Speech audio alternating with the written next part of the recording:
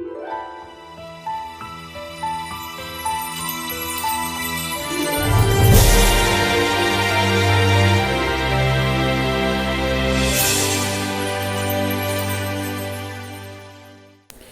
this is Chris, keeping real facts over fear. This week's herd immunity update for North Carolina. Let's go to the notes first.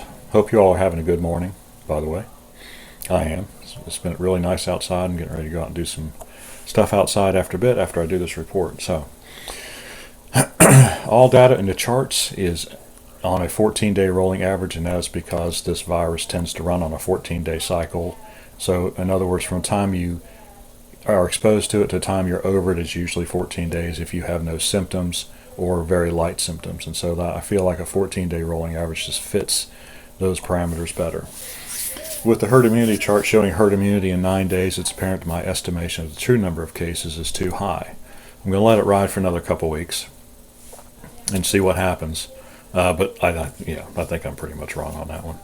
The curve will stay the same. What will happen is the end date will move out. And so if I change my assumption from 20 times the number of confirmed cases to 10 times the number of confirmed cases, then the graph will look similar. It will have the same sort of slope. It's just the end date will probably be out sometime in February or March. And so I'm going to let this ride till the end of the month and see what happens and see if we get a big downturn in cases. And I would also say that remember that if the R0 number goes up, which is the rate of infection, which appears to be happening, the herd immunity percentage also rises. So the more active a virus is, the higher the R0 number is, and so the more people you need for herd immunity. So, that 7 million figure that I thought, 70% is what we need for herd immunity at a certain R0, which I don't have a formula for that. I'm just going by what I've read. It could easily rise to 8 or 8.5 million people in order to get herd immunity. So that could be another factor. I don't think it's that big of a factor. I really don't, but we'll see. In the graph below, the red line is as of 11/21. The others are valid through 11/16. So this is the comparison between the number of cases that have been confirmed and when those cases were actually submitted for testing. And so the red line is what is confirmed through yesterday, and all the other ones are when the cases were submitted. And so that's why you have to go back a week, and that's why these drop off like this, because as they go through the confirmed cases, the NCDHHS, what they'll do is they will backfill their data to show when that particular confirmed case was actually submitted for testing. And so that's how that works. And so that's why those are dropping off. And I'm just not that good enough with graphs to figure that out, to figure out how to take those drop-offs out of there. I probably could, but it doesn't really matter. Cases are now roughly 50% higher than they were back at the previous peak in mid-July. The death rate is now 1%, one of the lowest points during this pandemic, so that is good. If we look at the death rate, this chart right here, this is the death rate. You see right now we are right at just below 1%. The last low was during the last big peak in July, interestingly enough. And so what I'm seeing is, which is something that's really odd to me, is that it doesn't really seem to matter what the number of cases is. The number of people who die on a 14-day rolling average is about the same.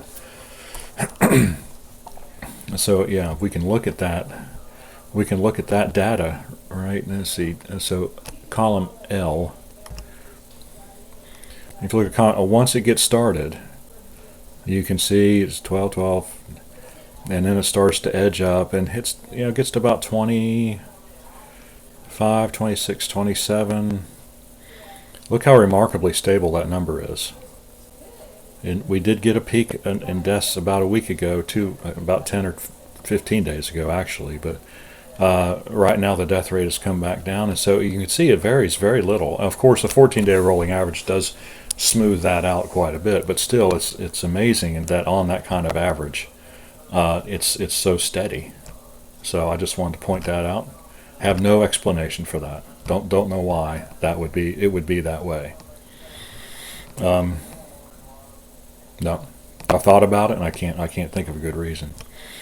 It's clear now that the virus has spread throughout the state. But the state just came out with a statewide county level kind of like scoreboard kind of thing, and so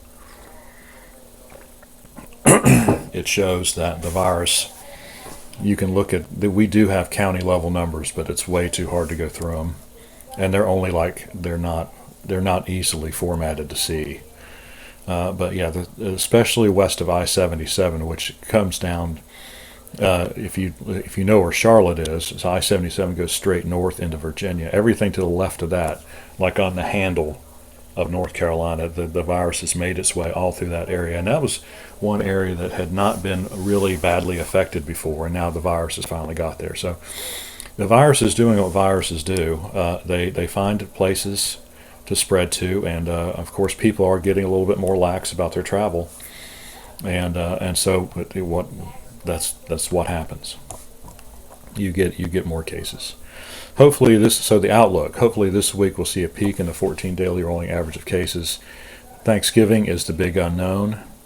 If the population has already thoroughly mixed, which is why I had the point about the virus spreading throughout the state, then we will see a peak this week. If not, we'll see another rise beginning of the next week, 11:30. So we know that the cases take 4, 5, 6, 7 days to show up once you're exposed, if you have symptoms, that is. And so we'll see if we see a rise in cases beginning beginning on 11:30. It should be about the time we start seeing an increased number of cases.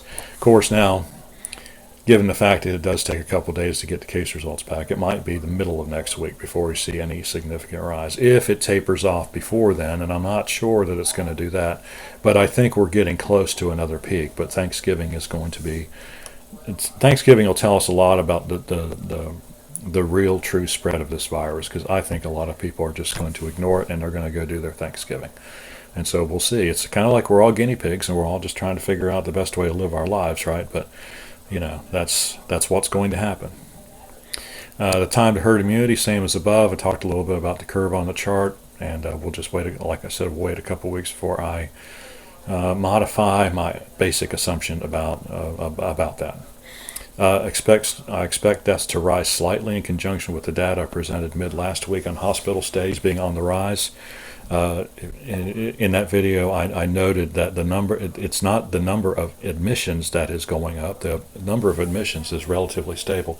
It's the fact that more people are staying longer in the hospital and not being discharged as quickly is the reason why we are seeing the rise in hospitalizations. And so it just goes on the other hand, the number of people in ICU has remained rather stable. So it seems to me like there's people who are getting more problems symptomatically, but they aren't dying from it. So, but you never know. Deaths take a while to work. It takes a while for somebody to die from this disease, and which is why you really don't want to die from it, because it just takes about a month, and that's a long time to have something and then finally die from it. I mean, if you think about it, I don't know of any other illness that does that. I mean, it's not some kind of congenital problem, or if you've got COPD or something like that. So I think they might rise a little bit.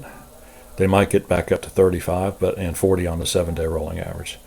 I expect deaths per case to remain about the same, or maybe a couple of percentage points higher than they are now. So when I say percentage points higher, I mean like 1.1% or 1.2%, not 2 or 3%. More schools are going back with full classes and no social distancing. This is another source of concern, but on the other hand, a lot of school districts have been in session K through 5 for about the last 6 weeks or 7 weeks. And some have been doing it since the beginning of the school year. And so we are, the idea that children can't get this disease, can't carry this disease, can't spread this disease is one of the more ludicrous assertions I've ever heard in regards to this. Well, it's a ludicrous assertion, period, but in regards to this pandemic, it's especially ludicrous. We're so worried about everywhere else, and yet the children are being allowed to mix as they see fit. I don't know. I just don't get that. So as far as the graph is concerned, the line will continue to slide left, probably intersect the y-axis early next week. We don't have that many people to get to that y-axis, and so, like I said before, we'll just see. We'll readjust. We'll look at. I'll put out another chart like this particular one next week, and then we'll see if I want to change some underlying assumptions of it and give you another overall estimate of time for herd immunity in North Carolina. Part of the other problem of trying to do this is that North Carolina doesn't exactly live in a bubble, and we are having people in and out of state all the time, and so that makes it's not like, and of course it's that way for the United States as well, and trying to figure out when herd immunity might be for us, because it really depends on the other countries around the world and what they're doing. And since we get so little information out of China and Russia, we really don't know like what half the world is doing. And so, all of this stuff could be for naught, but I think it's better to go ahead and try to get some kind of grip on what's going on, so we can make some kind of intelligent decisions about the way in which we're going to live our lives and what we're going to do, and how we're going to deal with things. All right, if you have any questions or comments, leave them in the section below. Like and subscribe. We appreciate it when you do, and we'll see you on the next fact-filled and chart-filled video.